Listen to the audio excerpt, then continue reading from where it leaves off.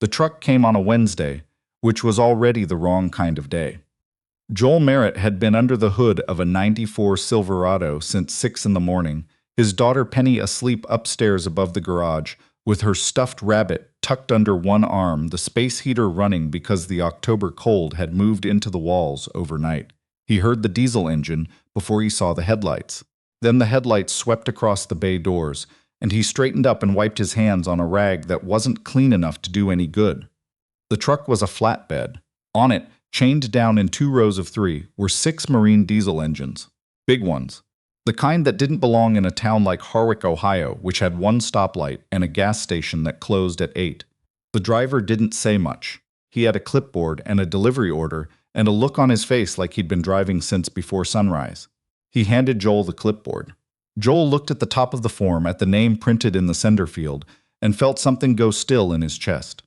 Harcourt Meridian Industrial. Atten. Disposal. These are supposed to go to the salvage yard, Joel said. Salvage yard doesn't open till 9, the driver said. Lady at the corporate office said leave them here till then. Said you'd know what to do. Joel didn't know what to do. He'd never spoken to anyone at Harcourt Meridian in his life. But he signed the clipboard because the driver looked like a man who needed to go home and sleep, and because the engines were already being unchained, and because something in him, the part that had spent 11 years as a senior powertrain engineer before everything fell apart, couldn't look away. He crouched down next to the first one after the flatbed pulled out. It was a Mark 9 inline S6. Harcourt Meridian had used them in their offshore survey vessels, the ones that ran in the Gulf for 18 months at a stretch. He'd read about the Mark 9 program years ago in a trade journal, back when he was still working, back when he read trade journals. Someone had pushed this engine hard and then stopped caring about it. The casing had surface oxidation, yes. The mounting flanges were dirty. But Joel put his hand on the block, and it wasn't the hand of someone looking at scrap metal. He was still crouched there when Penny came down the stairs at 7:15 with her rabbit and her cereal bowl and her hair going in 4 directions. Those are big, she said. Yeah, are they broken? I don't know yet. She climbed up onto the workbench stool, the one he'd bolted a piece of oak to so she could reach, and ate her cereal and watched him the way she watched everything, with that quiet attention that had started when she was 2 and hadn't stopped. She was 6 now. She had her mother's eyes. Joel didn't think about that most mornings. Some mornings he couldn't help it. Can you fix them? She said. Maybe, he said. He didn't call the salvage yard at 9. Harcourt Meridian was not a company that threw things away carelessly. That was the thing Joel kept coming back to. As he pulled the first engine's valve cover that evening, Penny doing homework at the kitchen table, 10 feet away with the door between them propped open. Harcourt Meridian had revenues in the high 9 figures. Their fleet maintenance division had a budget most small municipalities would envy. If these engines had been truly dead, seized blocks, cracked heads, catastrophic failure, they wouldn't have been loaded onto a flatbed and shipped to a salvage yard in rural Ohio. They'd have been documented and crushed on site. So why were they here? He found the first answer around 10 o'clock, when Penny was asleep, and the garage was quiet except for the space heater and a country station playing low on the radio. The number 2 cylinder had a stuck injector, not a seized injector, not a failed injector. Stuck. Somebody had run this engine on bad fuel, probably at the end of a long supply chain where quality control got lazy, and the injector had gummed up, and whoever was responsible for the maintenance assessment had written injector failure on a form without pulling the unit and looking at it. Joel held the injector under the work light for a long time. Then he went inside and wrote a number on a notepad. He didn't know if it meant anything. He went to bed. The name on the delivery order had said Harcourt Meridian Industrial, but the name at the bottom, in smaller print under a signature he couldn't read, said something else. It said V. Harcourt. He looked that up the next morning over coffee while Penny ate toast and told him about a disagreement she'd had with a boy named Tyler at school over whether sharks could live in rivers. Some can, Joel said, still looking at the screen. I told him that. You were right. Victoria Harcourt, CEO, Harcourt Meridian Industrial Group. Named to Forbes' list of wealthiest self-made women 3 years running. Daughter of the late founder Raymond Harcourt, known for aggressive fleet modernization initiatives. Fleet modernization. That was one way to put it.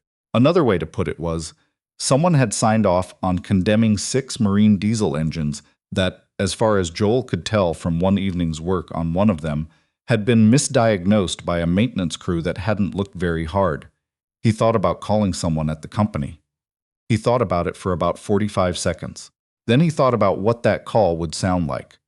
A one-man garage in Harwick, Ohio, calling a company with a 9-figure revenue to tell them their people had made a mistake, and he went out to the garage and got back to work. He had 3 jobs backed up. A transmission on a 2008 F-150 that needed to stop slipping, a water pump on an old Subaru that a college kid had driven from Columbus with the temperature gauge in the red, and now 6 marine diesel engines that technically belonged to a salvage yard that didn't know they existed. He did the transmission first because that family needed the truck. He did the water pump second because the college kid had finals. And then, on a Thursday night when the temperature dropped to 31 and the wind came off the fields like it had a grudge, he pulled the second engine and started in. It took him 6 weeks to get through all of them. He worked nights mostly, after Penny was in bed. Sometimes she'd come down in her pajamas and sit on the stool and not say anything, just watch. And he let her. Her teacher, a woman named Mrs. Aldius, who had the patient look of someone who'd been teaching second grade since before cell phones, had mentioned at a conference that Penny had a gift for sustained focus. Joel had nodded and thought, she gets that from her mother. Catherine had been an architect.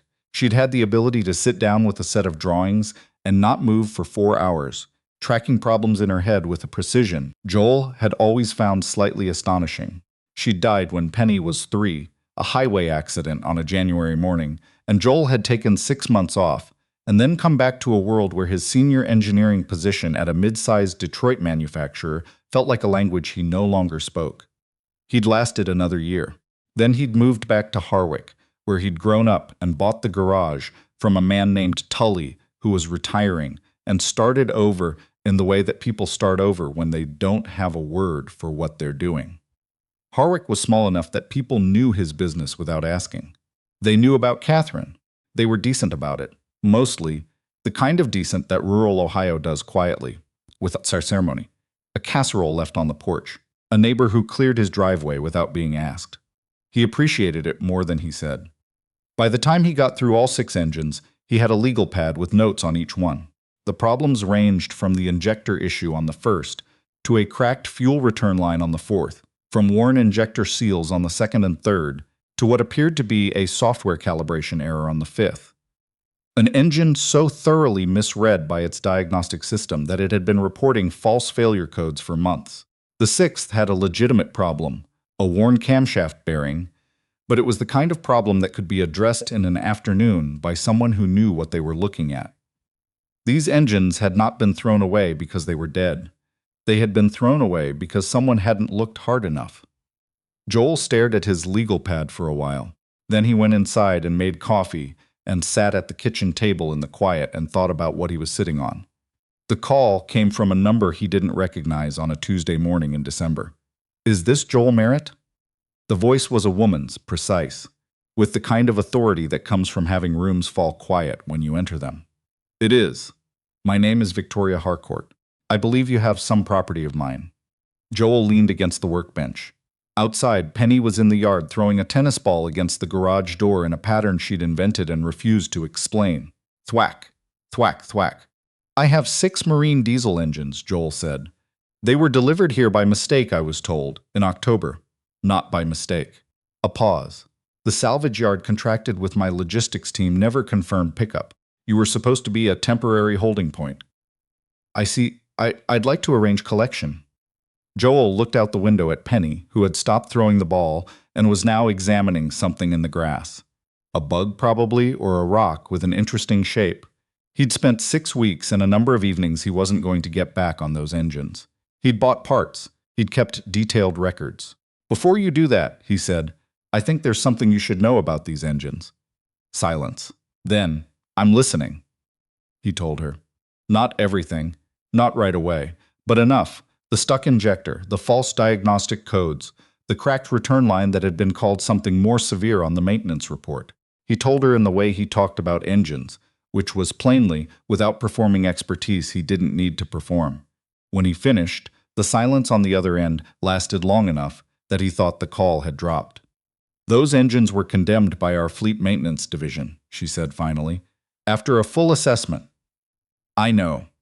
I saw the paperwork. You're telling me that assessment was wrong. I'm telling you what I found. Another pause. Who are you exactly? The logistics note just says Merritt Garage, Harwick. I used to be a senior powertrain engineer at Castellan Auto Group in Detroit. Now I have a garage in Harwick. Why? The question was blunt enough that he almost laughed. Personal reasons. She didn't pursue it. He gave her that. She heard the boundary and didn't push through it. I'd like to send someone to look at your work, she said. You're welcome to, Joel said. My notes are thorough.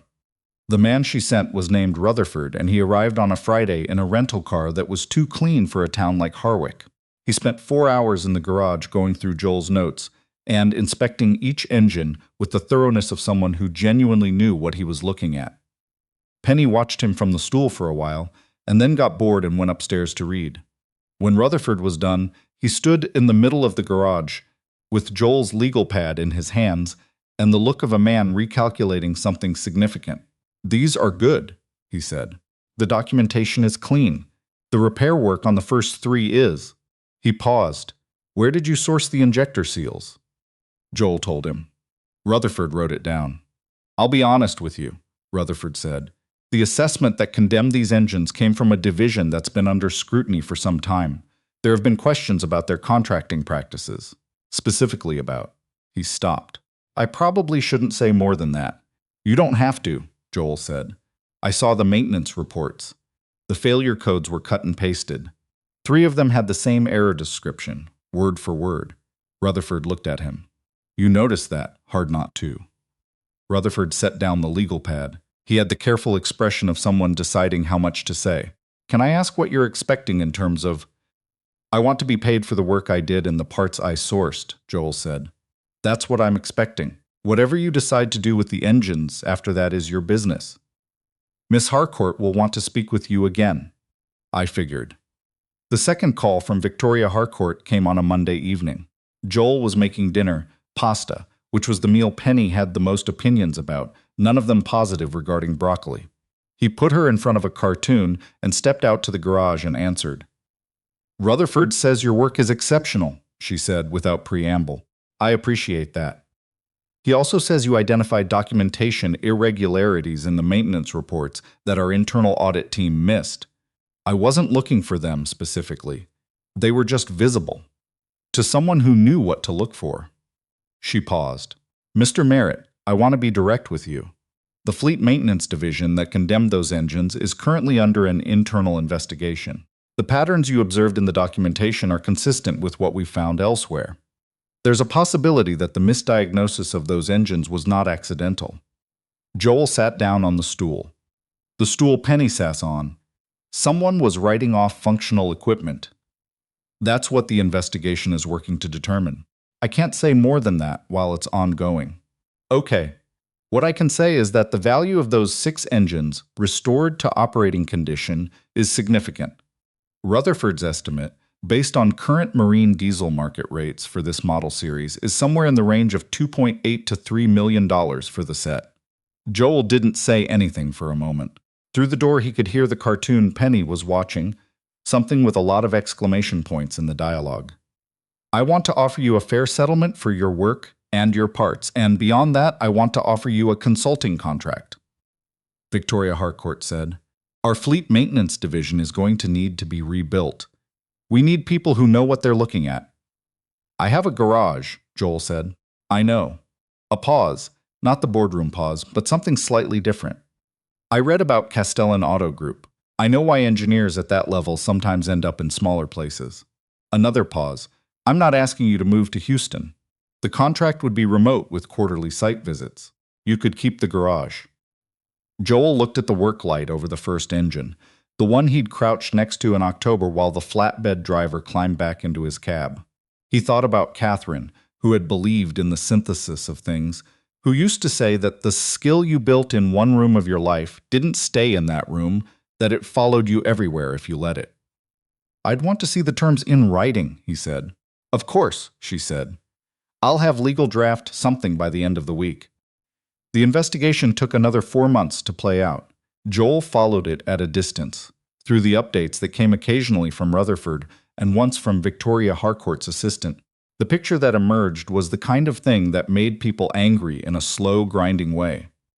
A maintenance division supervisor named Aldrich, 15 years with the company, who had been working with an outside salvage broker to condemn functional equipment, collect internal write-off credits, and then arrange for the salvaged assets to be resold through a shell company. The 6 Mark IX engines had been one piece of a scheme that had been running in smaller iterations for the better part of a decade. Aldrich had known what the engines were worth. He'd counted on no one looking twice. Joel read the summary Rutherford sent him on a Saturday morning in March, while Penny ate pancakes and told him about a dream she'd had, involving a horse that could do math. He read it twice. Then he folded it and put it in the file he kept on the project. "What's that?" Penny asked. "Work stuff, the engines?" He looked at her. She was 6. She knew the word engines the way she knew the word school and the word Tuesday. "Yeah," he said. "The engines. Are they all fixed now?" "They've been fixed for a while." "Oh, where do they go?" Joel thought about the Mark IXs, which had been collected in January by a Harcourt Meridian transport crew, and were now, according to Rutherford's last update, being recertified for marine deployment. They would go into vessels. The vessels would go into the Gulf, or the Atlantic, or somewhere with open water and horizon. The engines would run the way they'd always been capable of running if anyone had looked closely enough. "Out on the water," he said.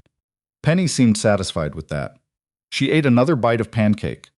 "Tyler says, fish don't have feelings," she said. "I think that's wrong. Current research suggests you're right," Joel said.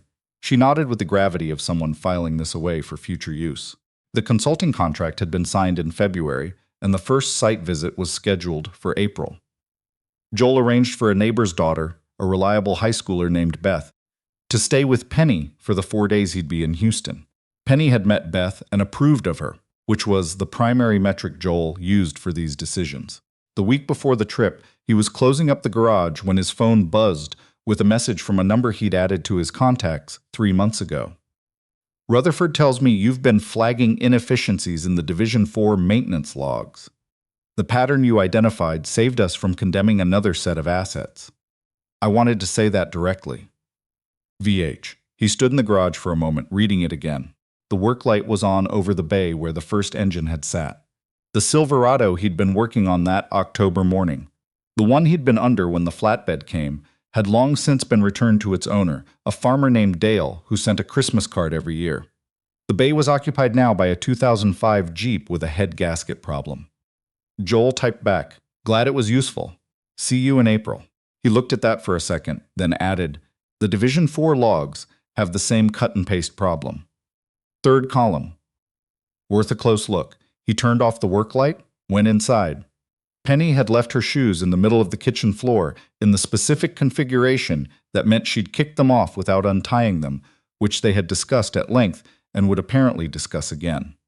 He picked them up and set them by the door. The house was quiet in the way houses get quiet in the evening, when the day's noise settles and you can hear the individual sounds, the refrigerator, a branch against the window, Penny's ceiling fan running 1 notch too fast because she liked the sound of it. He'd learned to hear this house the way he heard engines. The small rhythms, the things that were running right. He put a pot of water on the stove for pasta and opened the cabinet for the broccoli, which he would add anyway, because some discussions were worth having every night.